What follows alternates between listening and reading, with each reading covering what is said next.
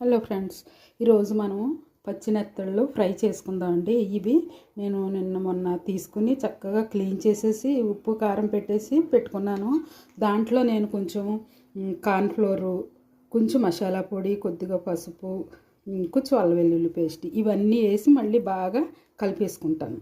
Fry కదా, కొంచెం hotel స్టైల్లో ఫ్రై వస్తుంది ఇలా చేసుకుంటేనే. దీంట్లో మనం కొంచెం నిమ్మరసం కూడా వేసేస్తాం. నిమ్మరసం వేసేసి బాగా కలిపేసుకుని ఫ్రై చేస్తాను, చూపిస్తాను. చూడండి, ఇలా కలిపేసుకున్నాను. ఇది మనం స్టవ్ మీద వేసి ఫ్రై ప్యాన్లో వేసేసుకుందాం. ఇదిగో చూడండి, ప్యాన్ పెట్టాను. అందులో ఒకటిగా మనం అంటే ఎక్కువ ఆయిల్ వేసి నేను ఫ్రై చేయట్లేదు.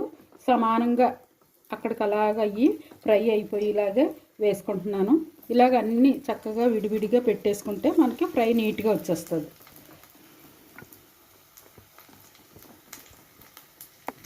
చూడండి, అన్నీ ఇలా పెట్టేసుకున్నాను. వెంటనే కలుపుకోవడం, ఒక 5 నిమిషాలు ఉంచాక అప్పుడు మనం కలుపుకుందాం. ఏమన్నా అయితే ఇలాగా ఒకసారి అనేసుకుని అన్నీ సెట్ అవుతాయి కదా, కాసేపు వేగాక అప్పుడు మనం కలిపేసుకుందాము. అప్పుడు కలుపుకుంటే సరిపోతుంది.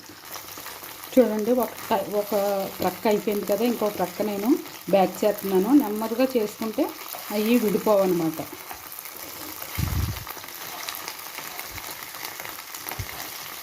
నెత్తళ్ళు ఫ్రై పెద్ద హోటల్స్లో చాలా కాస్ట్ ఉంటుంది, చాలా రేర్ అనమాట. ముందు ఆర్డర్ ఇస్తేనే కానీ అవి చెయ్యరు.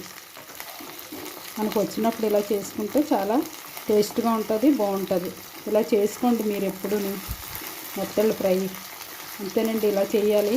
ఇది కూడా బ్యాక్ అయిపోయాక నేను డిష్ అవుట్ చేసి చూపిస్తాను. ఇదిగో చూడండి, నెత్తళ్ళు ఫ్రై ఎంత చక్కగా వచ్చిందో. చాలా నీట్గా చూడండి, విడిపోకుండా కరెక్ట్గా వచ్చిందనమాట. ఇలా మనం చేసి తిని చూస్తే బాగుంటుంది. ఇందులో పచ్చిమిరపకాయలు కూడా వేసాను. మనం ఇది తినేటప్పుడు నంచుకుని తినవచ్చు.